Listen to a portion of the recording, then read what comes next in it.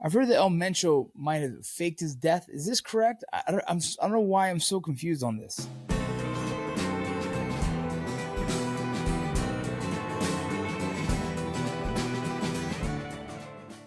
So you say El Chapo, everyone knows that name. El Mayo, everyone knows that name. Who and those are two individuals who you sat across from and made deals with, or at least broke bread or had a relationship at some point where you get to sit in the same room with them, correct? Yeah. Not only was I one of their largest customer and distributors, um, they were my friends, Yeah. and I will say this all the time. I didn't have a boss, even though I considered them my bosses. Obviously, of understanding, I had business partners, and they were my business partners. And after that, we had a really good relationship, a personal one.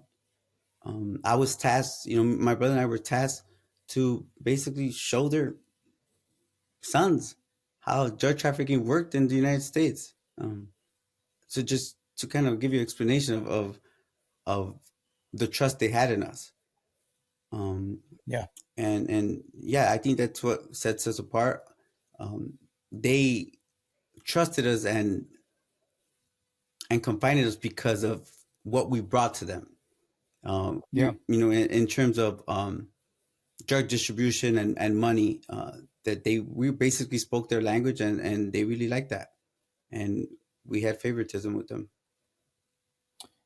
What other big names would you what other big name would you say that you sat across from that is well known in the cartel space?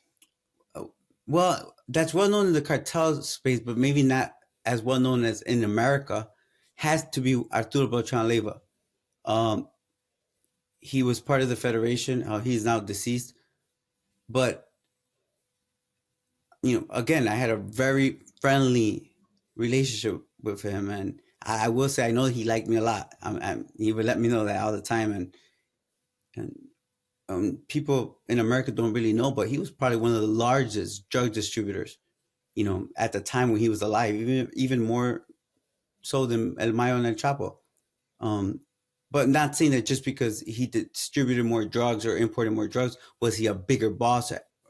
No, he just had a lot more business going on in Mexico and in Europe, um, and he was very powerful. He's now deceased, as well as El Mencho.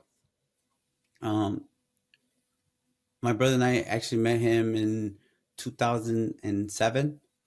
At that time, he was more of a lieutenant for the Millennial Cartel, and he ran the plaza in Puerto Vallarta. Um, and even back then, he was extremely violent. Um, just to give you a profile of what I believed, even back then, he wasn't a person I liked to do business with. As a matter of fact, I would rather had not. There was many times if I did him a favor, I did it just because I had to. But most of the time, I just refused to do business with him because he wasn't a business oriented type of person. He was violent. He was more of the face of the cartel. Because to me, the real bosses or the brains were Los Queenies, which was his brother-in-laws. His brother-in-laws were major distributors, and they were more on the financial side. I feel like they were the the backing, the financial backing to his operations. They were running drug distribution networks, from here all the way to to Spain, many places of Europe, Australia, and they were the money makers. Back then, when I my first dealings with Mencho, believe it or not, it was because we were arrested by the Mexican government, and he was sent to rescue us.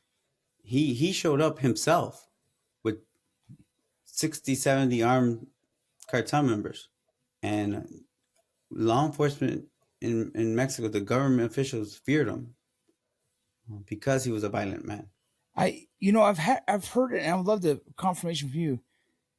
I've heard that El Mencho might have faked his death. Is this correct? I don't know why I'm so confused on this. I think there's been like conflicting reports saying that he has passed, and some reports say that he hasn't.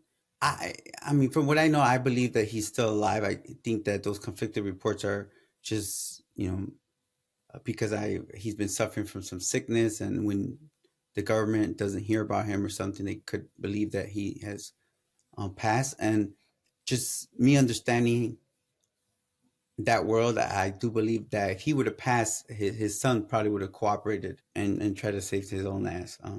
And the fact that he didn't tells me that he's still protecting his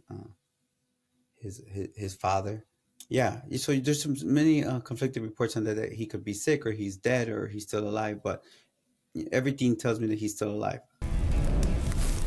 Ladies and gentlemen, you've heard me talk about Firecracker Phorm and their hot salt.